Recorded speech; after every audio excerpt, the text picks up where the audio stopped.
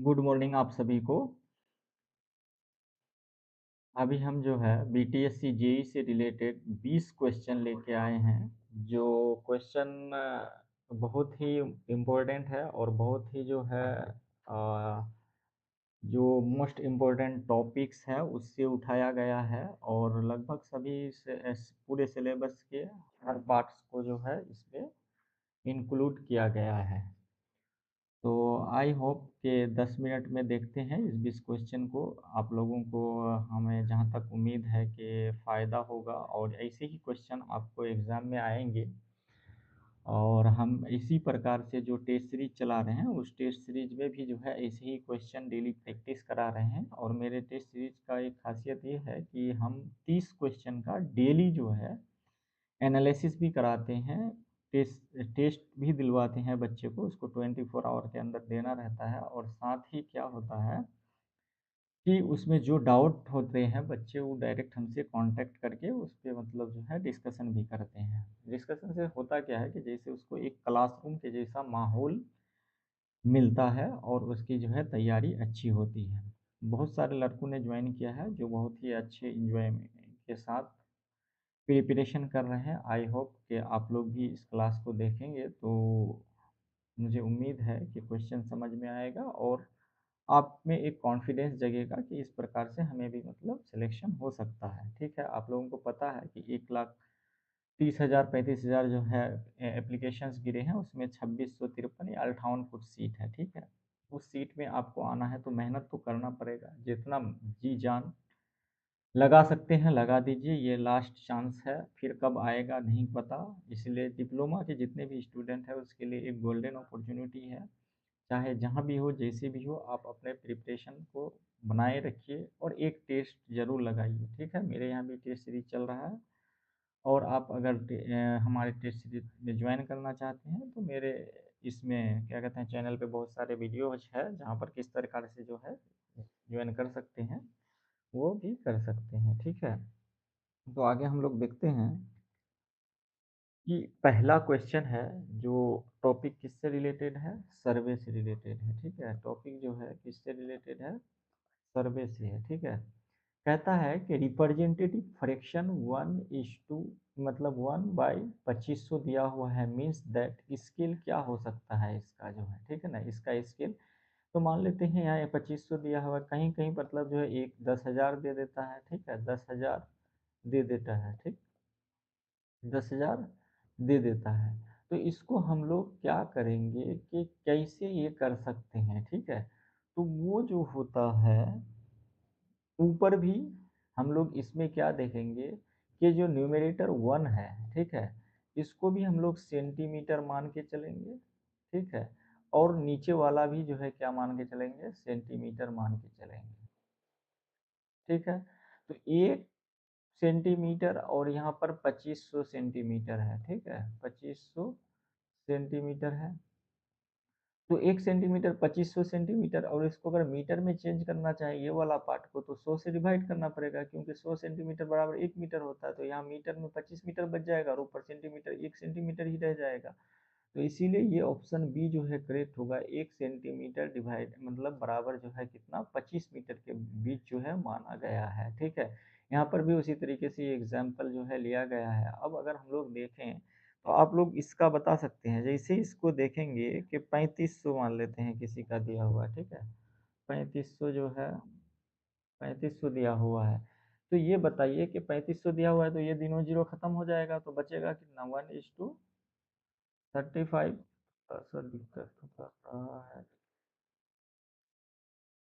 1/35 बच जाएगा। यही 1/35 क्या होगा इसका जो है ये हो जाएगा, यानी कि 1 सेंटीमीटर बराबर 25 मीटर के बराबर कहीं पर दे दिया, 1/10,000 अगर दे दिया है तो ये दोनों खत्म हो जाएगा, यानी कि 1 सेंटीमीटर बराबर जो है कितना, 100 मीटर के बराबर हो जाएगा। तो इस चीज़ को ध्यान में रखना है। ठीक है, कोई भी क्वेश्चन आपको, डिप्लोमा का एग्जाम है, डिप्लोमा लेवल का, तो ये काफ़ी जो है आपको हेल्प करेगा। ठीक है, मान लेते हैं कि किसी जगह जो है यहाँ पर इसके जगह 1 बटे मतलब जो है 55 100 दे दिया। अब समझ सकते हैं कितना, 1 सेंटीमीटर, 2 डिजिट इधर हटा देंगे, 1 सेंटीमीटर बराबर कितना, 55 मीटर के बराबर होगा। ठीक है, तो इस तरीके से आई होप कि इस क्वेश्चन के आधार पर आपको मतलब जो है कॉन्सेप्ट क्लियर हो गया होगा। अगला हम लोग देखते हैं कि अगला क्वेश्चन क्या है।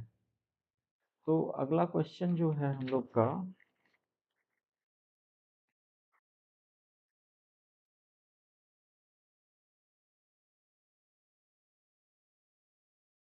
अगला क्वेश्चन है कंपास सर्वेइंग पर। ये भी जो है कंपास सर्वेइंग पर ही है, बहुत ही अच्छा क्वेश्चन लिया गया है।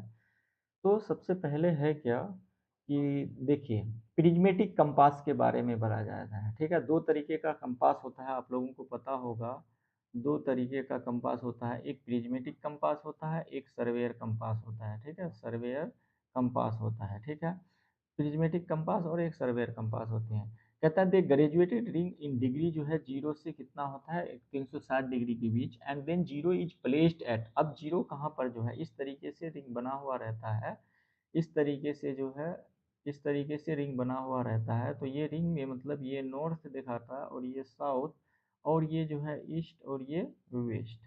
तो जो है जीरो से कहाँ, तो जीरो कहाँ, यहाँ से शुरू करेंगे या यहाँ से शुरू करेंगे, तो ये जो है जीरो क्या होता है कि यहाँ से शुरू होता है। ठीक है, जीरो यहाँ से शुरू होता है, यानी कि साउथ से जो है क्या होता है कि जीरो शुरू होता है। यहाँ पर हमें हिंदी में ही लिख दिए हैं कि कंपास, प्रिज्मेटिक कंपास, ये जो है काम करता है कितने होल्स, क्या कहते हैं कि होल सर्किल बियरिंग पे। और सर्वेयर कंपास जो हम लोग बोले थे, वो भी क्वेश्चन पूछा जाता है कि प्रिज्मेटिक कंपास कौन से जो है इस पे काम करता है। क्वेश्चन दिया रहेगा quadratic bearing, whole circle bearing, या फिर जो है और जो है ये।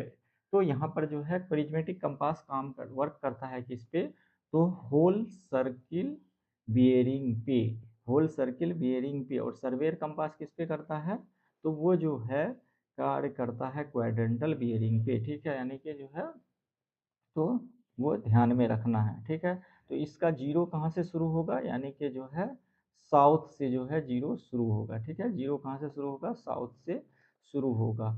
अगला अगला ऑप्शन क्वेश्चन अगर हम लोग देखते हैं, तो देखिए, अब बिल्डिंग मटेरियल पर जो है अगला क्वेश्चन है। ठीक है, मैंने इम्पोर्टेंट क्वेश्चन लिया है, आप लोग अगर इसको देखते हैं तो आपको बहुत ही फायदा होगा। कहता है कि the soundness of cement is tested by which of the following apparatus।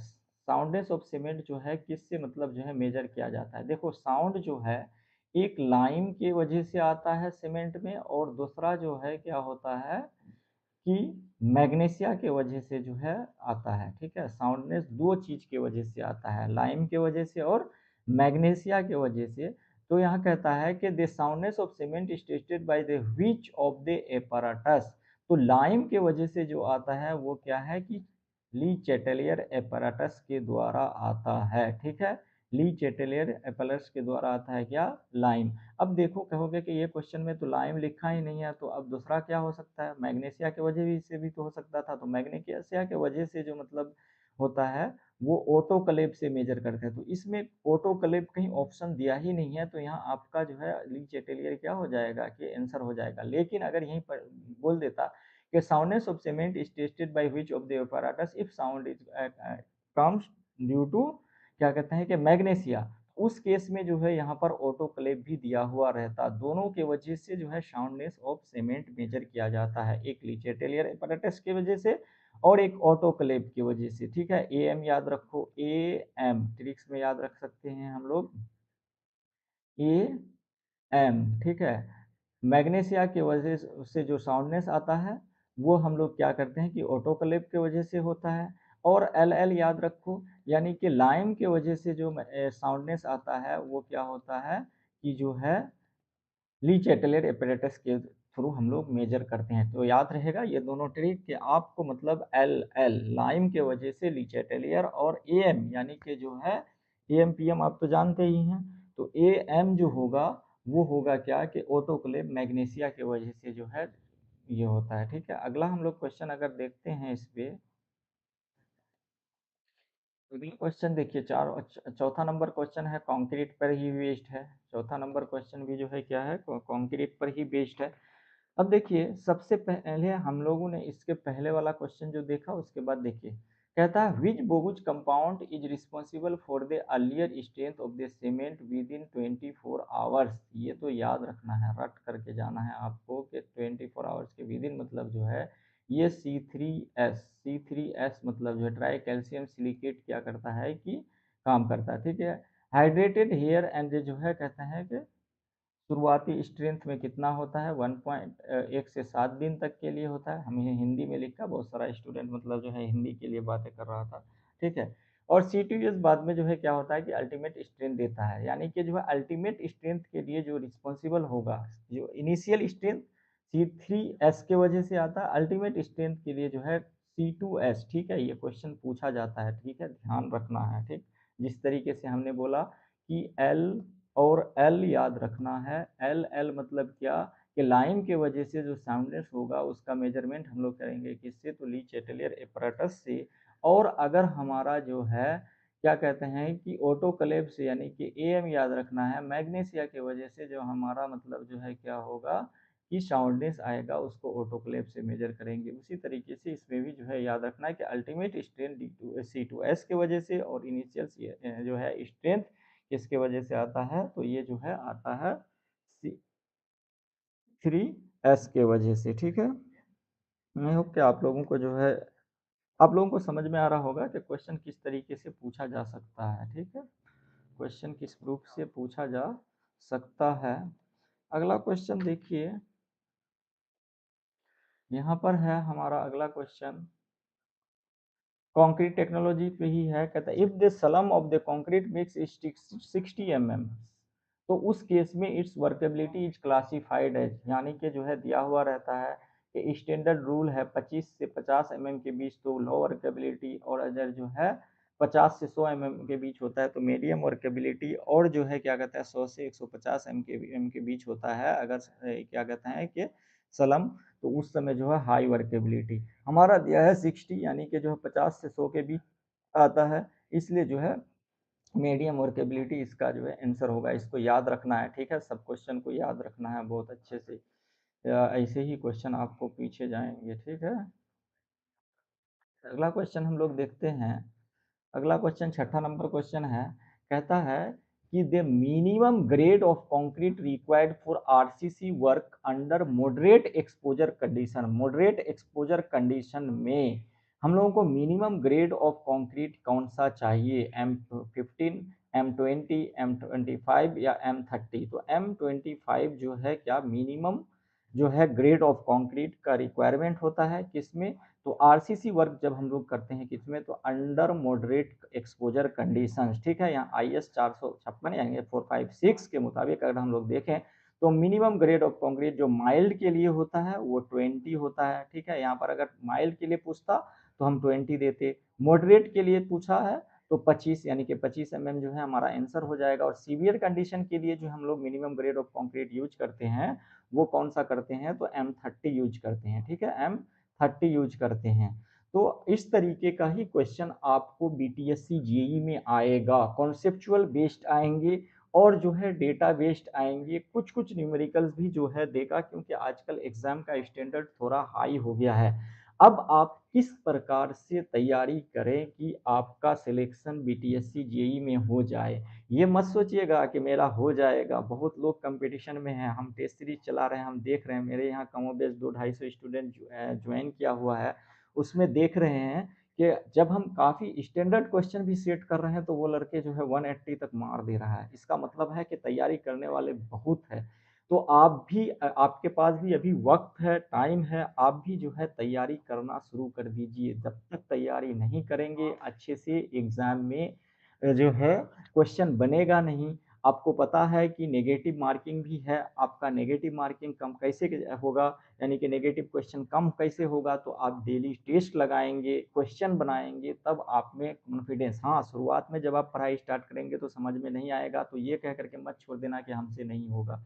भाई आपसे ही होगा, आप शुरू तो करो, आप पढ़ाई तो करो। आप जब जिस दिन पढ़ाई शुरू कर दोगे उस दिन से मतलब जो आप 15 दिन पढ़ के देखो, अगर आप में एक कॉन्फिडेंस, देखो 15 दिन ज़्यादा नहीं होता, 2-3 सब्जेक्ट को सिलेक्ट करो, उसी 2-3 सब्जेक्ट पर फोकस करो। वही 2-3 सब्जेक्ट जब 15 दिन में समझ में आ गया तो फिर अगला 15 दिन में हम लोग 2-3 टॉपिक करेंगे। लेकिन उसके साथ-साथ आप किसी भी एक टेस्ट सीरीज को ज्वाइन कर लीजिए जहाँ पर आपका स्ट्रेंथ पता चले कि हम क्या कर रहे हैं, नहीं कर रहे हैं। मेरे यहाँ टॉपिक वाइज भी टेस्ट सीरीज चल रहा है।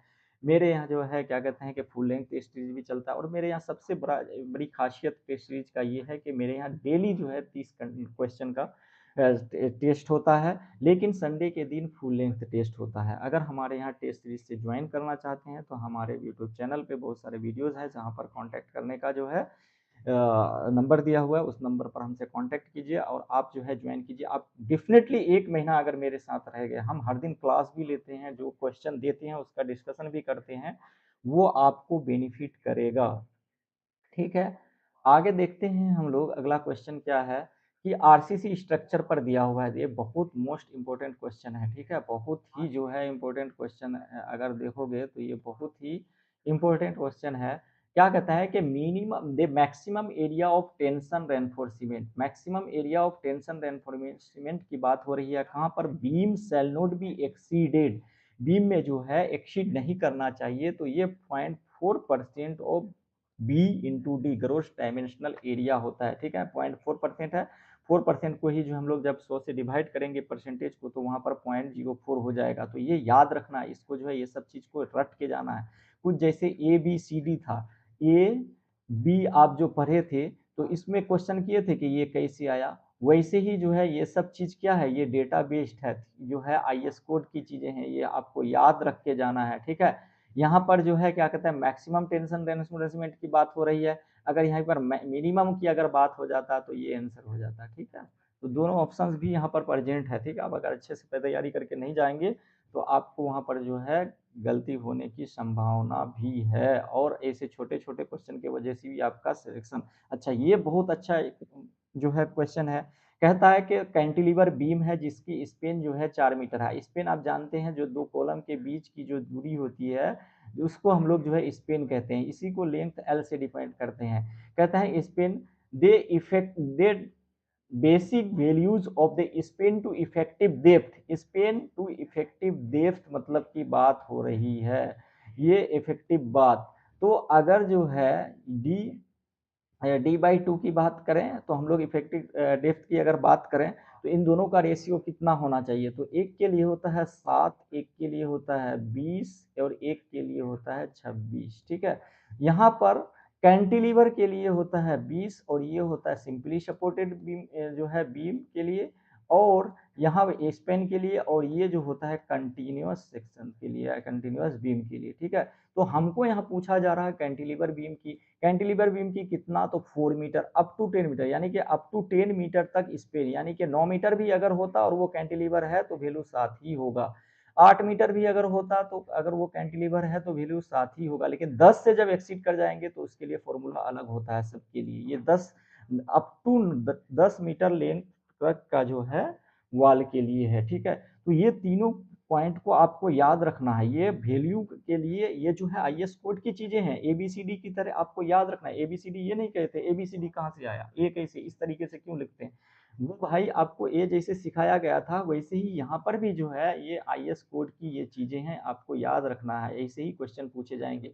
हमने ये क्वेश्चन दिया था कितना के 4 मीटर तक है, कैंटिलीवर है, तो ये वैल्यू 7 हो जाएगा। अगर मान लेते हैं ये 5 मीटर होता और जो है कैंटिलीवर होता 7 होता, 6 मीटर होता तो भी 7 होता, 7 मीटर होता तो भी 8 होता, 9.9 मीटर तक मतलब जो है वैल्यू 7 होता। लेकिन जैसे ही 10 को एक्सीड कर जाएगा तो इन दैट केस मतलब जो है ये वैल्यू बदल जाएगा, उसके लिए फॉर्मूला अलग हो जाता है। तो ये कैंटिलीवर के लिए। अगर यही हमारा सिंपली सपोर्टेड बीम हो जाता या सिंपली सपोर्टेड जो है सेक्शन हो जाते तो उस केस में आंसर कौन सा हो जाता, 20। और अगर यही हमारा जो है कंटिन्यूअस हो जाता,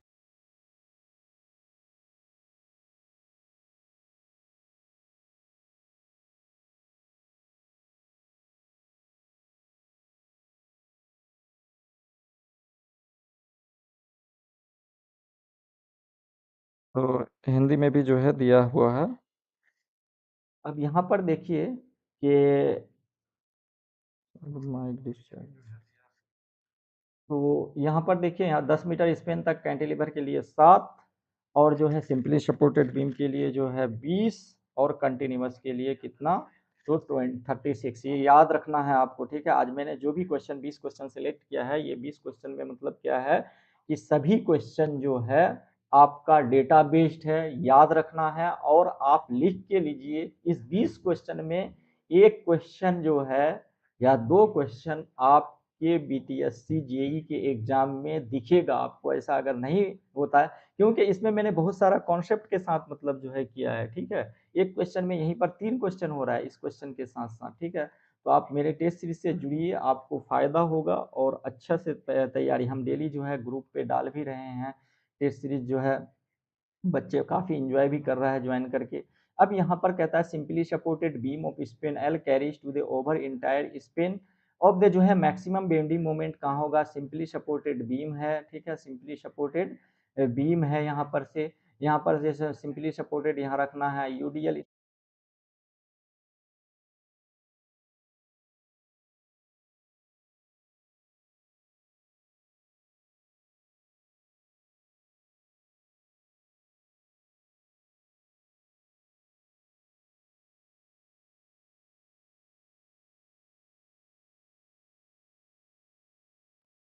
तो हमारा आंसर क्या होगा, ठीक है।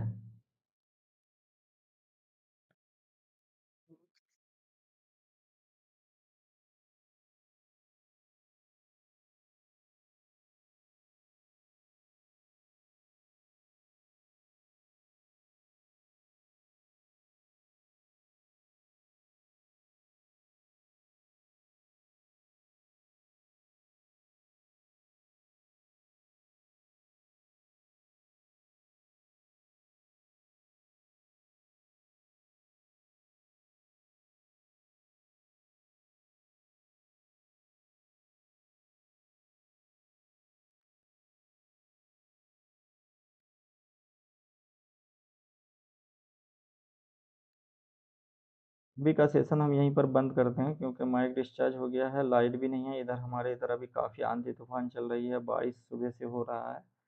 तो आई होप कि आप लोगों को जितना क्वेश्चन